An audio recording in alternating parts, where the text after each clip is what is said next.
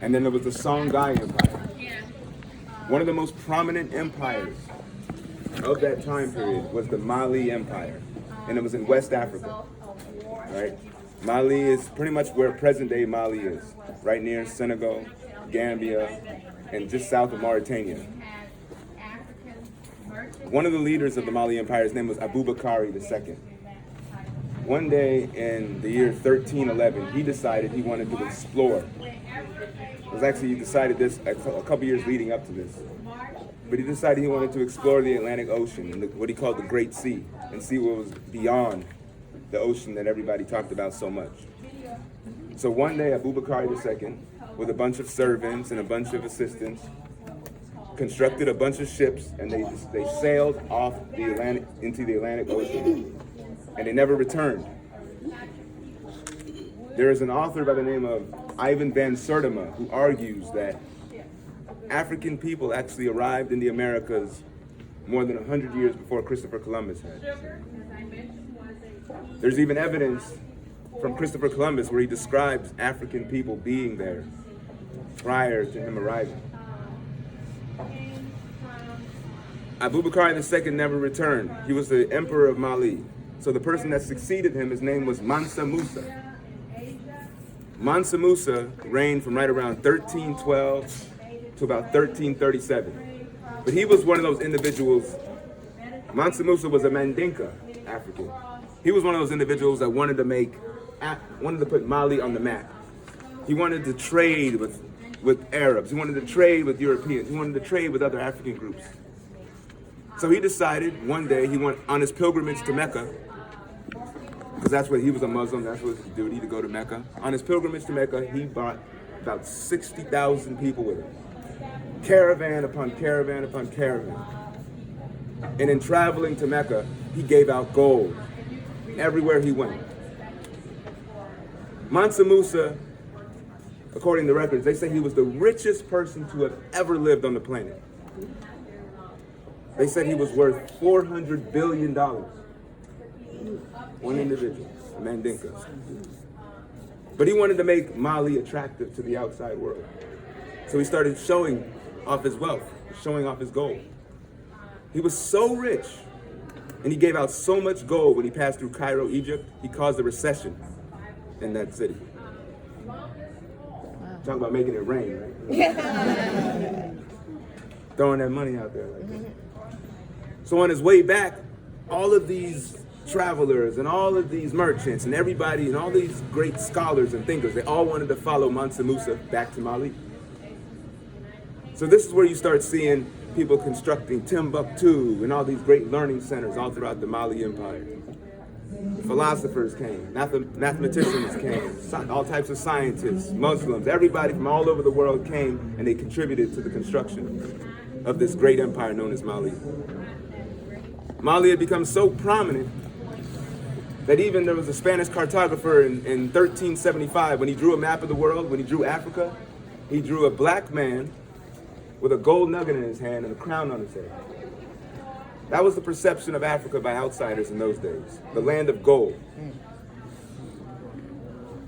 It wasn't Tarzan swinging from trees and all that type of stuff. It was the land of gold. So this, at a time when the Europeans were trying to get in trade with the East and get access to these golds and all these types of things, the Muslims, for the most part, had a lot of the Mediterranean area unlocked. So the Portuguese, wanting to trade, wanted to have access to some of this Eastern trade, when it came to precious metals, silks, spices, all these things, they wanted to find a way to get to the East, and they also wanted to find a way to get a direct link to the gold trade. So eventually the Portuguese started to sail around Africa. But in sailing around Africa, they wanted to also find out if they can find the direct source of this gold, right? They also wanted to find, because supposedly there was this mythical Christian kingdom in Africa. This guy by the name of Prester John was supposedly ruling in Africa. They also wanted to find that. And they also wanted to find a Christian ally in Africa and be able to, if they couldn't find the mythical Christian kingdom, they wanted to at least be able to convert some people to Christianity so they can have an ally to fight against those Muslims in the northern part of Africa. So as they were sailing around the coast, they landed in the Upper Guinea region. Well, first they landed in the islands off the coast of Western Sahara. Then they landed in the Upper Guinea region, 1440s-ish. Then they landed on the Gold Coast about 1471. And then they landed in the Congo by 1482. But in all these places that they landed, they started establishing connections. And when they landed in the Gold Coast, this is when they finally found the source of gold that they were looking for. But see, the people in Mali, there was two gold fields in Mali known as Bambouk and Bouré. Most of the gold was coming from these gold fields for a long time until these gold fields had become depleted. But those people that had access to the gold fields, which were the Mandinka, no longer had access to the gold. But this was the thing that was sustaining them as a global entity, right? This was sustaining them as an empire in which everybody wanted access and trade with. So now that they don't have the gold anymore, they had to find a way to find a new source of gold. So Mali started going down south to the more tribal, primitive peoples today known as the Akan people, the Ashanti people, closer to the coast, which is in present-day Ghana, right? These peoples were trying to develop themselves as more of a sedentary society as well, so the trade worked out perfectly. There were gold producers on the Gold Coast. And so this is how Mali was able to sustain themselves as gold producers for a while. There were these merchants known as the Wangara traders, who were the perfect middlemen between the gold producers, the Akan in the forest region towards the south, and then the Mali Empire that used to be the main gold producers prior to.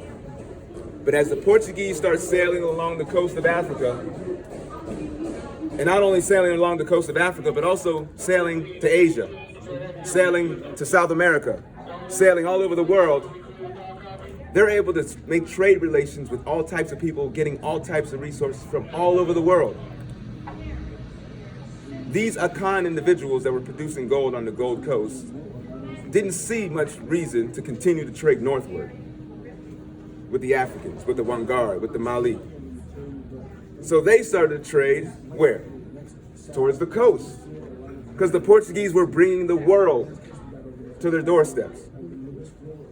This happened not only in the Gold Coast, but this happened on every single coast all throughout Africa. They stopped trading with each other.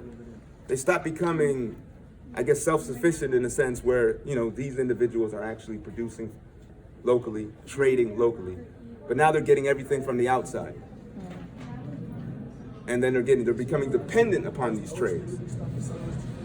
They're getting things that they've never seen before: gunpowder, guns, and even they produced iron and they produced all these things in Africa before, but now they were getting it in more abundance and for cheaper from the Europeans. But guess what happens? 1492, Columbus sails the ocean blue. South America, Central America is all discovered by the Portuguese and the Spanish. Guess what they find in South America and Central America? Gold. Silver. They no longer need African precious metals anymore. They try to use the Native Americans. Native Americans start dying off from diseases because they're not immune to them. Not only that, Native Americans know the land, so they're running away and all that stuff, and it's kind of hard to keep track of them. Not only that, there was a Spanish priest by the name of Bartolomé de las Casas who said it was wrong to enslave a free people like the Native Americans. This Spanish priest says we should start either attempting to bring over indentured servants from Europe or try to get people from Africa. See, Bartolomé de las Casas didn't think that the Africans that they were grabbing were free people. He thought that they already had a readily available group of slaves in Africa. When Bartolomé de las Casas found out later on, about 20 or 30 years later on, that they were actually enslaving free people in Africa, he was also against that as well. But this was one of the things that caused that initial change. The Africans continued to want trade with the Europeans, but the Europeans did not need their gold or silver anymore. They had their own. in America. So the Europeans say, hey, I don't really need your trade anymore, but I do need one thing. I need some labor. And so there were certain groups of Africans who had engaged with trade with the Europeans who were more predatory in nature, right? They wanted to expand themselves and create larger states, kingdoms, empires. There were other groups of Africans who were more simple types, what they call anti-state groups, even acephalous societies, societies without a head, societies that we would consider primitive or tribal. Those are the groups that became the primary victims of these more predatory groups that were engaging with this trade with the Europeans. All right, so I don't want to put a blanket, description on all the Africans. Not all of them were engaging in this slave trade. Not all of them were humble and completely innocent. Not all of them, were so-called primitive or whatever, or not all of them had states and kingdoms and empires. Africa is very, very diverse. And one other thing, Africans had a couple things working against them. Native Americans were not immune to European diseases.